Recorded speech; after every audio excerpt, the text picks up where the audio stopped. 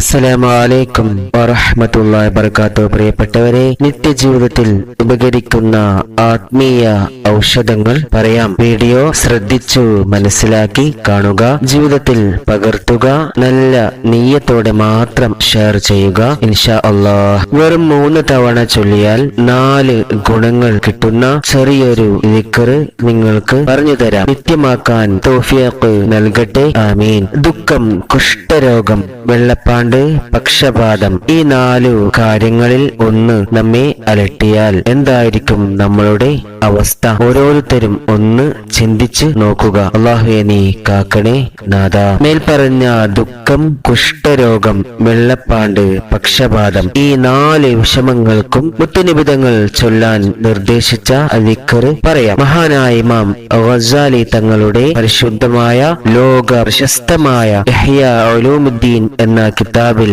പറയുന്നു, മഹാനായ ഹബീസ റളിയല്ലാഹു അൻഹു നബിയോട് ചോദിച്ചു, അല്ലാഹുവിന്റെ അടുത്ത് എനിക്ക് വളരെ പ്രയോജനപ്പെടുന്ന വാക്യങ്ങൾ അങ്ങ് പഠിപ്പിച്ചു തരണം. എനിക്കാണെങ്കിൽ പ്രായം കൂടിയിരിക്കുന്നു, അനുഷ്ഠിച്ചു പോന്നിരുന്ന പലതും എനിക്കിപ്പോൾ കഴിയാതായിരിക്കുന്നു. അന്നേരം നബി സല്ലല്ലാഹു അലൈഹി വസല്ലം തങ്ങൾ പറഞ്ഞു, ഫഇദാ സ്വല്ലൈതൽ ഗദാത ഫഖുൽ 3 മററാത്ത്. സുബ്ഹ് നിസ്കാരം കഴിഞ്ഞാൽ ഫഖുൽ 3 മററാത്ത്, 3 പ്രാവശ്യം ഈ ഒരു ദിക്ർ നീ ചൊല്ലുക. സുബ്ഹാനല്ലാഹി വബിഹംദിഹി സുബ്ഹാനല്ലാഹിൽ അസീം ലാ ഹൗല വലാ ഖുവത ഇല്ലാ ബില്ലാഹിൽ അലിയിൽ അസീം. ഫഇന്നക ഇദാ ഖുൽതഹുന്ന അമിൻത മിനൽ ഗമ്മി വൽ ജുദാമി വൽ ബറസി വൽ ഫാലിജ്. നീ ഇങ്ങനെ ചൊല്ലിക്കഴിഞ്ഞാൽ അമിൻത മിനൽ ഗം, ദുഃഖം, വൽ ജുദാമി, കുഷ്ഠരോഗം, വൽ ബറസി, വെള്ളപ്പാണ്ട്, വൽ ഫാലിജ്, പക്ഷപാതം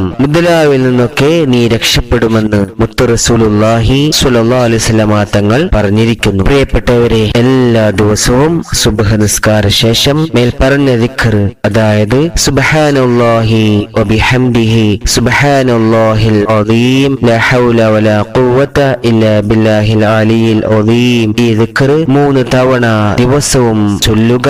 ആരും മറന്നു പോകരുത്. അല്ലാഹു സുബ്ഹാനഹു തആല പതിവാക്കാൻ തൗഫീഖ് നൽകട്ടെ, ആമീൻ. അസ്സലാമു അലൈക്കും വറഹ്മത്തുള്ളാഹി വബറകാതുഹു.